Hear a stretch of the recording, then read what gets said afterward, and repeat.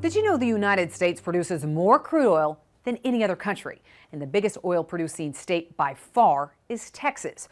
42.5% of all crude oil production in the U.S. comes from Texas. The next biggest state is actually New Mexico at just 13%.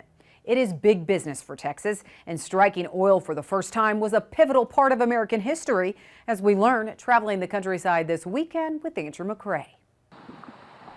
Today, this land is green space within the city of Beaumont, Texas, but in the early 20th century, it was a bustling place that had an impact on industries throughout the U.S. and the world.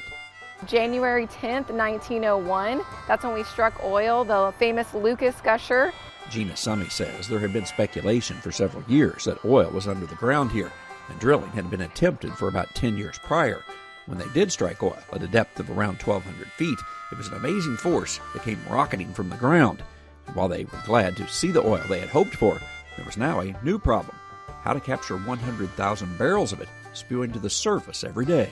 They didn't even have the tools to actually cap the oil to stop it from spewing out. So it took them 9 days. And you can just imagine that the land all around was just covered in oil. No one had ever seen something like this, and the gusher represented an important point in American history.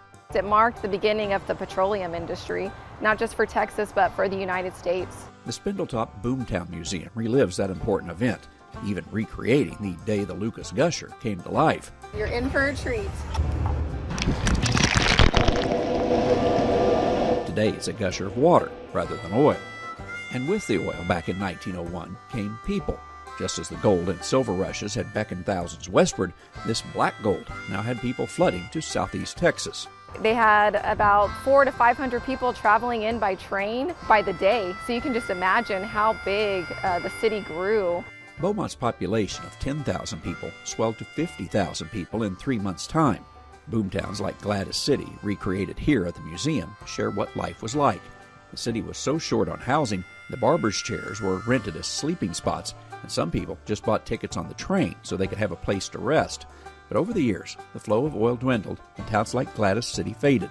Citizens knew this was an important point in the country's industrial history, and while years had passed, the significance of the place was not lost. They rebuilt the Gladdys City, a replica, in around 1976. That's when the museum opened. They dedicated the Spindletop Monument. It was originally at the original site, and they moved it over here because the grounds were, couldn't hold it, but this was a better resting spot for it. Today you can come and walk the boardwalks and experience many events at Old Gladdys City, the place back in 1901 that gave birth to the modern petroleum industry at Spindletop. Traveling the countryside in Beaumont, Texas, I'm Andrew McCrae. Thank you, Andrew. And you can join him for more travels. There's an entire playlist on the Farm Journal YouTube page. All right, when we come back, evidence that the U.S. milk supply is safe.